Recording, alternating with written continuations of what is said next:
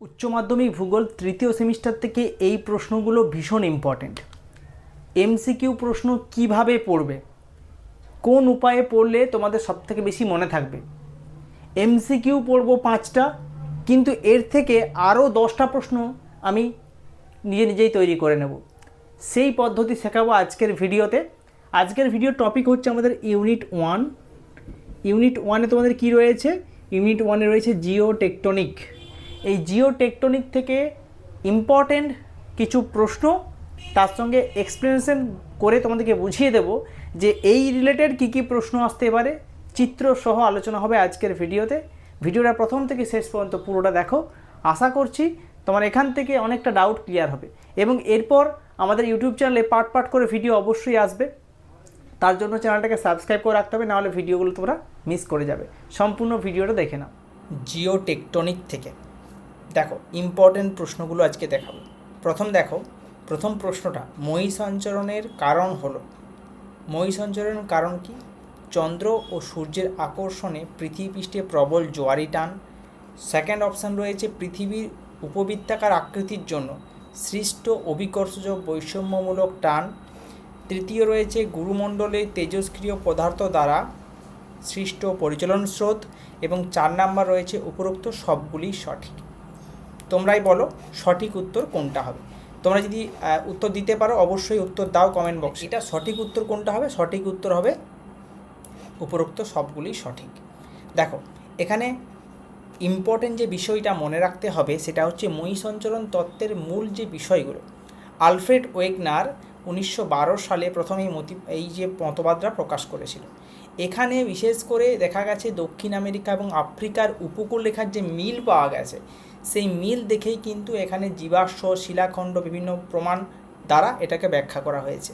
ঠিক আছে, এটাই হচ্ছে মূল বিষয়, যার মাধ্যমে এখানে দেখানো হয়েছে যে মহী সঞ্চরণের প্রধান কারণগুলোর মধ্যে রয়েছে একটা হচ্ছে চন্দ্র সূর্যের আকর্ষণ, অবশ্যই অভিকর্ষজ বৈষম্যমূলক টান, তার সঙ্গে পরিচলন স্রোত। এই তিনটেই কিন্তু গুরুত্বপূর্ণ কারণ। ঠিক আছে, তাহলে তিনটেই মনে রাখতে হবে। কোশ্চেন নাম্বার 2, আদি জলভাগ বলতে বোঝানো হয় কোনটি? আদি জলভাগ বলতে কোনটি বোঝানো হয়? Pangaea, Panthalassa, লরেসিয়া, আঙ্গারল্যান্ড। তোমরাই বলো সঠিক উত্তর কোনটা হবে। সঠিক উত্তর হবে প্যান্থালাসা। দেখো এই ছবিটার দিকে তোমরা ভালো করে মনে রাখো। এই ছবিটা দেখলে অনেকগুলো প্রশ্ন তোমরা ইজিলি সলভ করতে পারবে। দেখো প্রথম যে ছবিটা, পিকচার নাম্বার 1-এ কী লেখা আছে? এই যে আগেকার সময় পুরো একত্রে ছিল সমস্ত মহাদেশগুলো, যার নাম ছিল প্যানজিয়া, তার চারপাশে কী ছিল? সমুদ্র, যেটাকে বলা হয় প্যান্থালাসা। তারপরে কী হলো? চিত্র নম্বর 2-তে দিকে তাকাও। সেখানে কী হলো? আস্তে আস্তে ভাঙতে শুরু করলো। ভেঙে এই যে প্যানজিয়ার ওপর দিকটার কী নাম হলো? লরেশিয়া। দক্ষিণ দিকটার কী নাম হলো? গন্ডোয়ানাল্যান্ড। এটা কিন্তু মনে রাখতে হবে। লরেশিয়া উত্তর দিক, দক্ষিণ দিক গন্ডোয়ানাল্যান্ড। তারপর কিন্তু তৈরি হলো 3 নাম্বার ছবিটা। এখানে কিন্তু মোস্ট ইম্পর্ট্যান্ট, লরেশিয়ার মধ্যে কোন কোন দেশগুলো রয়েছে কীভাবে মনে রাখবে? দেখো উত্তর আমেরিকা, ইউরোপ, এশিয়া, এটা নিয়ে হচ্ছে লরেশিয়া। আর নিচের দিকে চলে আসছি দক্ষিণ America, Africa, Bharat, Australia, Antarctica, এই জায়গাটা নিয়ে হচ্ছে গন্ডোয়ানাল্যান্ড। তাহলে কিন্তু লরেশিয়া কোন কোন দেশের মধ্যে, ছবি দেখে কিন্তু মনে রাখতে হবে। দেখো প্যানজিয়ার উত্তর অংশের নাম কি? ছবি থেকে আমরা বুঝিয়ে দিলাম, তোমরা নিজেরাই প্রশ্নের উত্তর বলতে পারবে। অবশ্যই কমেন্ট বক্সে এটা উত্তর দাও।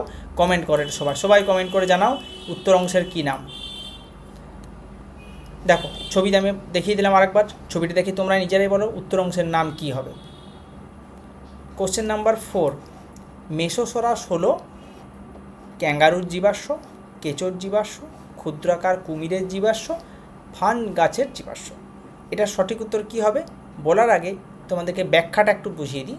দেখো এখানে মহী সঞ্চরণ তত্ত্বে বেশ কিছু জীবাশ্মের নাম তোমাদেরকে মনে রাখতে হবে। নাম্বার 1 হচ্ছে গ্লোস্পটেরিস। এটা কী বলা হয়? এটা একটা বিলুপ্ত ফান জাতীয় জীবাশ্ম। এই জীবাশ্ম দক্ষিণ আমেরিকা, আফ্রিকা, ভারত, অস্ট্রেলিয়া, অ্যান্টার্কটিকায় পাওয়া গেছে, যা প্রমাণ করে এই দেশগুলো একসময় প্যানজিয়া নামক বিশাল ভূখণ্ডের অংশ ছিল। মেসোসরাস, ঠিক আছে, এটা হচ্ছে একটা মিষ্টি জলের সরীসৃপ। বুঝতেই পারছো সরীসৃপ মানে কী হতে পারে। এই জীবাশ্ম শুধুমাত্র দক্ষিণ আমেরিকার পূর্ব অংশে পাওয়া গেছে।